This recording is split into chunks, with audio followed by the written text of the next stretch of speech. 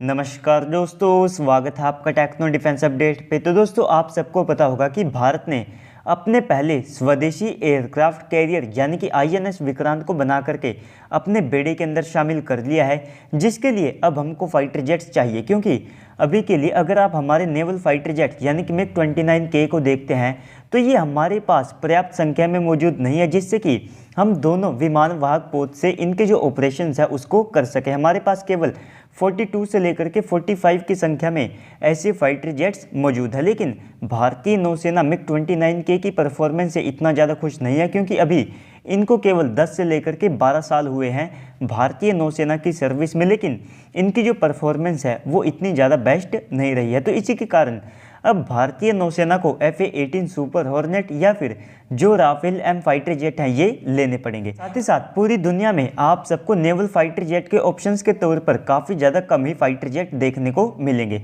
लेकिन दोस्तों, भारत खुद का भी एक जो स्वदेशी टेडी फाइटर जेट है उसे डेवलप कर रहा है, और जैसे ही भारतीय नौसेना की ये 26 फाइटर जेट की डील फाइनल हो जाती है तो इसके बाद में आप सब देखेंगे कि ये हमारी आखिरी डील होगी जिसमें हम किसी विदेशी फाइटर जेट को परचेज करेंगे। इसके बाद में हमारे जितने भी नेवल फाइटर जेट होंगे उनमें आप सबको हमारे खुद के टेडीबीएफ ही दिखाई देंगे। तो इसी को लेकर के टेडीबीएफ के प्रोग्राम डायरेक्टर ने यानी कि जो विनोद कुमार जी है तो उन्होंने कुछ बड़ी बातें कही है। जैसे कि सबसे पहले तो उन्होंने ये बताया है कि जैसे ही भारतीय नौसेना अपने IAC-2 या फिर कैटोबार टाइप एयरक्राफ्ट कैरियर के ऊपर एक बड़ा फैसला लेती है तो उसी समय टेडीबीएफ का जो कैटोबार वेरिएंट है वो तैयार कर लिया जाएगा, जो कि ईमाल सिस्टम से लैस हमारा जो IAC-2 या फिर INS विशाल होगा तो वहाँ से अपने मिशंस को परफॉर्म करने में कैपेबल होगा। और ईमाल सिस्टम का सबसे ज़्यादा बड़ा बेनिफिट ये होता है कि इससे जो फाइटर जेट्स होते हैं तो वे अपने पूरे पेलोड, फ्यूल और जो वेपन्स होते हैं उनके साथ में टेक ऑफ कर सकते हैं, जिससे कि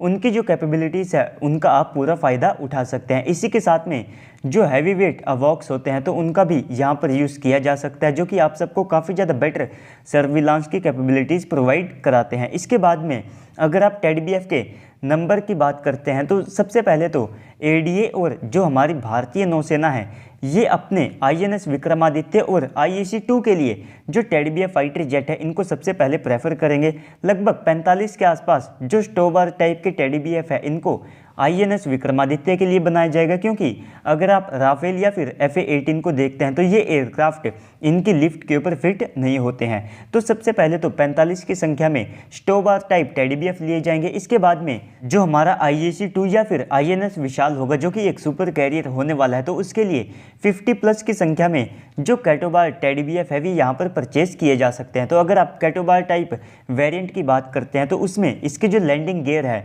उनको और ज़्यादा मजबूत किया जाएगा। इसी के साथ में इसकी जो परफॉर्मेंस है उसको और ज़्यादा बेटर किया जाएगा, क्योंकि ईमाल सिस्टम से अगर फाइटर जेट को टेक ऑफ करने के लिए सपोर्ट चाहिए तो वहाँ पर थोड़े बहुत जो छोटे मोटे बदलाव हैं वे किए जा सकते हैं। तो इसके बाद में हमारा जो INS विक्रांत होगा तो उसके लिए अभी तो हम 26 की संख्या में जो विदेशी फाइटर जेट है उनको लेने वाले हैं, लेकिन बाद में हो सकता है कि या तो उन फाइटर जेट को एयरफोर्स को दे दिया जाए या फिर जो लिमिटेड टेडीबीएफ फाइटर जेट हैं वे भी वहाँ से ऑपरेट किया जाए, क्योंकि ये एकदम से नए फाइटर जेट होंगे और केवल एक स्वदेशी फाइटर जेट के लिए इनको उस समय तक रिटायर करना एक अच्छी बात नहीं होगी। तो कुल मिलाकर के देखा जाए तो शुरुआत में टेडीबीएफ के 45 स्टोबार वेरिएंट लिए जाएंगे। इसके बाद में 45 से लेकर के 50 की संख्या में जो कैटोबार वेरिएंट है वे यहाँ पर लिए जा सकते हैं। अगर INS विक्रांत के केस में फाइटर जेट्स को लीज के ऊपर लिया जाता है तो कुल मिलाकर के सारे टेडीबीएफ का जो नंबर है वो आप सबको 100 से लेकर के 150 के आसपास देखने को मिल सकता है।